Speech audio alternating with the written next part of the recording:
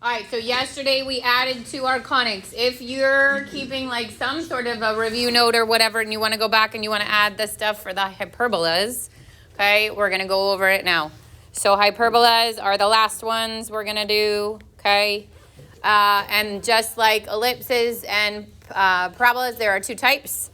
Horizontal parabola happens if the x comes first, right? So x minus h squared over a squared minus y minus k squared over b squared equals 1.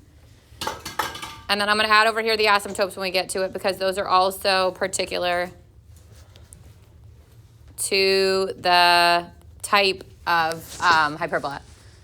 The horizontal or the vertical hyperbola points up and down.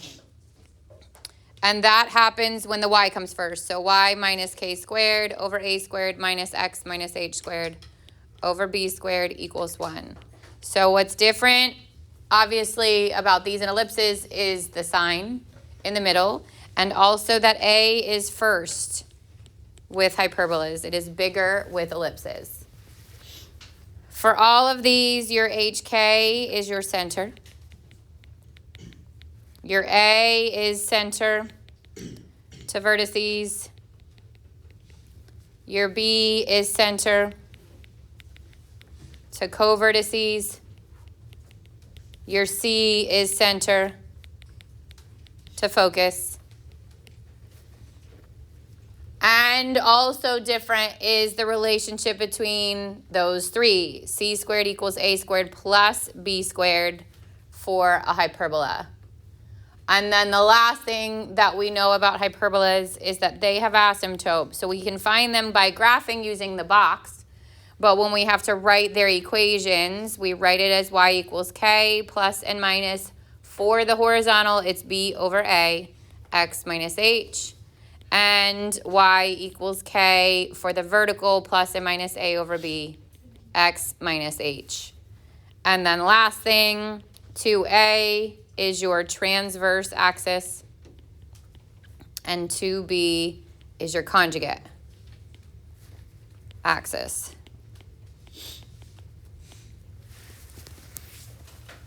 So we'll do it again. I don't know if I'll do it with you again on Monday, but we'll do all this again, at least on your test review when we come back from break. So next week we're going to do two sections, which are two totally different sections than what we've been doing.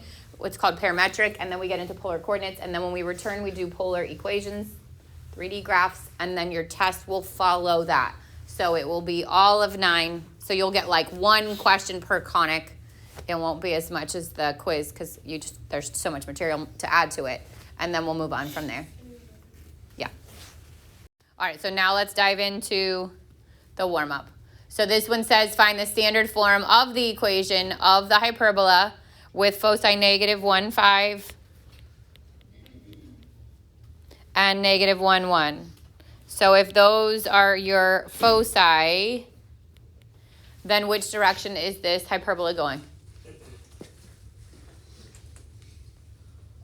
Up and down, okay? So it's vertical. If it's vertical, what variable comes first? Y. And for the asymptotes, is it A over B or B over A? A over B. If we have any pair, whether it's the foci, the vertices, the co-vertices, I can find the center by finding the midpoint between them. You can either use your graph to find that, which would be negative 1, 3, or you can use the midpoint formula, negative 1 plus a negative 1 over 2, and 5 plus 1 over 2, negative 2 over 2, 6 over 2, which also gives you negative 1, 3. So you can either use the graph itself, or you could use the midpoint formula. Either way, now I've got the center. Negative 1, 3, which means I've got all the numerators. Y minus 3 squared plus x plus or minus a negative 1 becomes plus 1 squared equals 1. And then the last thing you get if you get given the foci is the value for C. Count from your center up or center down. Both of them should give you the same value, and that is C is 2. Is it supposed to be minus? Or? Oh, yeah, thank you. This should be a minus. Okay, then you get your vertices. Oh, and I made these parabolas off of the foci, but they wouldn't. They would be, the foci would be inside the parabolas. Okay, so vertices at -1, 2 and -1, 4 confirm it's vertical. My center is halfway between, so it confirms my center. And that gives me that my A, I'm only going up and down 1, so my A is 1. So my 1 squared can go under the x minus 3. You also don't need a 1 there if you just leave it off. It is implied a 1. And then if c squared equals a squared plus b squared, then 3 squared equals, sorry, not 3, 2 is your c. 2 squared equals 1 squared plus b squared, 4 equals 1 plus b squared, and b squared would be 3. So I could leave it like this, or I could just write it as y minus 3 squared minus x plus 1 squared over 3 equals 1. Both of those would be right. It didn't ask for the asymptotes, but let's practice it real fast. Because it's vertical, y would equal k plus and minus a over b, x minus h. So y would equal 3 plus and minus, my a was 1. My b is square root 3 over x minus a -1 becomes plus 1. And then I'd have to rationalize that. So y would equal 3 plus and minus root 3 over 3, x plus 1. And I would leave it just like that.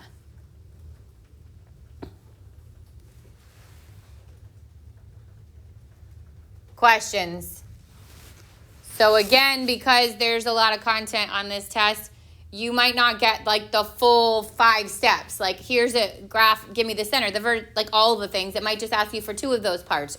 But it could be any of them. It could be center, it could be vertex, it could be covertex, it could be foci, it could be asymptotes. So you got to be prepared to be able to do all that stuff, okay? All right, number 2. So we're back to completing the square. And again, on your test, you're not going to have to complete the square for every conic. You're going to see we're going to do it one more time when you come back from break for something else. So you'll only have to complete the square like once on your test out of all of these. But it could be any of them. So this is, I'm going to group together the x squared and the x. And I'm going to group together the y squared and the y. And I'm going to bump the 43 to the other side. So 9x squared minus 18x. And then be careful how you group this, because that negative has to go with the 4, which means this is really like a plus a -4y plus 16y, and then the 43 goes to the other side. And why is that important? Because as soon as I take out that -4, it's going to change the y squared and the 16y sign. So you got to make sure that you group it correctly. Now I take out the 9, x squared minus 2x, leave that space. I'm going to take out a -4, y squared minus 4y, leave that space, equals 43. Then I complete the square. So 2 divided by 2 is 1. 1 squared is 1. I add the 1 inside the parentheses, but before I add it to the other side, I have to do what? Multiply by the 9. So add 9. And then I'm going to repeat that for the y. 4 divided by 2 is 2. 2 squared is 4. Add the 4. And before I add the 4 to the other side, I have to multiply by a -4, which means I'm subtracting 16. So I get 9x squared. Oh, let me factor it. Square root of x, square root of 1, sign from the middle, put it in the parentheses and square it. Minus 4, square root the y squared, square root the 4, take the sign from the middle, put it in parentheses and square it. And then this would be 52 minus 16, which is 36. Yep, when Juliana comes back. And then the last thing I have to do to get it into standard form is divide by 36. So I get x minus 1 squared over 4 minus y minus 2 squared over 9 equals 1. So now tell me what we know about this hyperbola.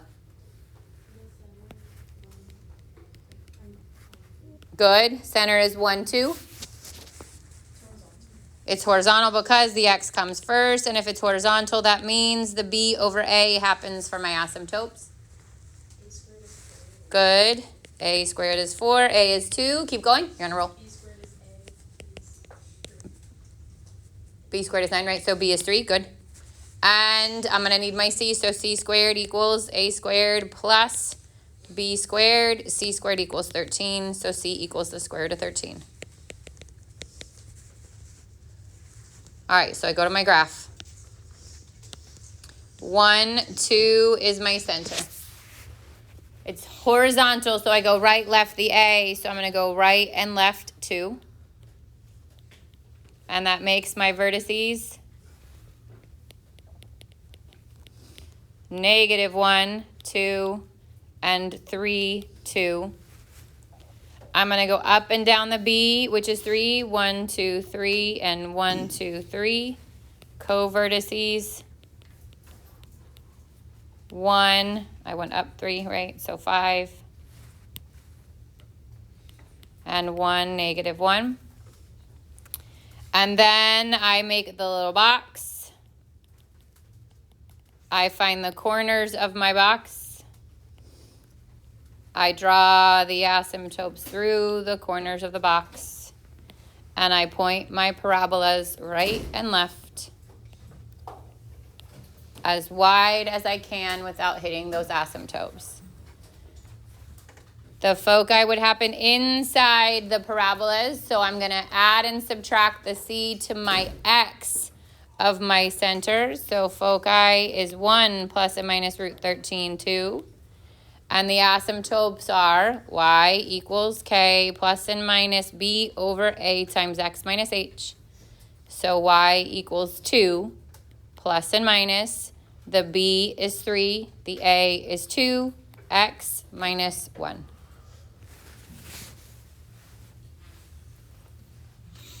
Questions on that? We left off yesterday on hyperbolas was eccentricity. We talked about it really briefly, but basically eccentricity is the same for an ellipse and a hyperbola. It is C over A. The difference is that on an ellipse, it falls between 0 and 1. In hyperbola, it's got to be greater than 1 because your C is bigger than A. And the bigger the value, the wider the branch. So the larger it is, the branches are nearly flattened because they're really wide. And then the closer it is to 1, and 1 is the smallest it could be, the branch, well, it can't even be 1. It has to be bigger than 1, but it has to be greater than or equal to 1. The branches are more pointed, meaning more narrow. So really, like, if this was part of a question, if it gave you eccentricity, you could use it to find your C or your A. Or you could just be confirming that the graph is really wide, as it should be, or it's really narrow, as it should be. All right, the last thing in this section that we're going to cover, because we're not going to do the end of the notes, we're not going to do rotations, and you have no idea how lucky you are that we're not doing rotations, because it is quite a process, okay? What we are doing, the classification of the conics. This is super easy if you pay attention, okay? So what happens if I get a big, long equation that is not in standard form, and I want to figure out if it is a circle, an ellipse, a hyperbola, or a parabola? What you don't want to waste your time doing, so some people actually already did the homework, like went all the way through the homework and went and put it into standard form, which will get you that answer, but it takes a long time. The other thing you can do is simply focus on the A and the C. The A is what's in front of the X squared, and the C is what's in front of the Y squared. And the rest of it you literally ignore for classification. If A and C are the same values, it's a circle. If one of those is missing, meaning the A is going to be 0 or the C is going to be 0, then it's a parabola, which should make sense because there's only one squared term. If when I multiply A and C together, I get a positive number, then it's an ellipse. If when I multiply A and C together and I get a negative number, it is a hyperbola. So be careful with the ellipse and the circle. If they are the same, that's a circle, not an ellipse. Even if you multiply those two numbers out, you're going to get a positive. But if they are the same, it is a circle, not an ellipse. And so we look here. Classify the graph of each equation. So go to A. like example A. What's the A there? 4. What's the C there? Do you see a y squared? Which would mean C is 0, right? This is a, what happens when 1 is 0? Parabola. 1 is missing, it's a parabola. I don't even need to know the AC situation on a parabola. Just look. If there's only 1 squared, it's a parabola. All right, go to B. Your A is 4. Your B is -1. They're not the same. What happens when we multiply them together? It's negative, which means hyperbola. Good. Go to C. What's your A squared? 2. C squared, sorry. +4. They're not the same when I multiply them together. What do I get? Good. It's positive, so it's an ellipse. And process of elimination. What's the A? 2. What's the C? Also 2. These are the same, which means circle. To me, that's like the easiest question on your test. And for some reason, people get it wrong because they literally just they don't practice this and they don't remember the rules. What you don't want to do is go through the work of having to complete the square. That would take forever. And then you lose the time. Questions on anything we talked about today? Okay, so again, that's where we're cutting it.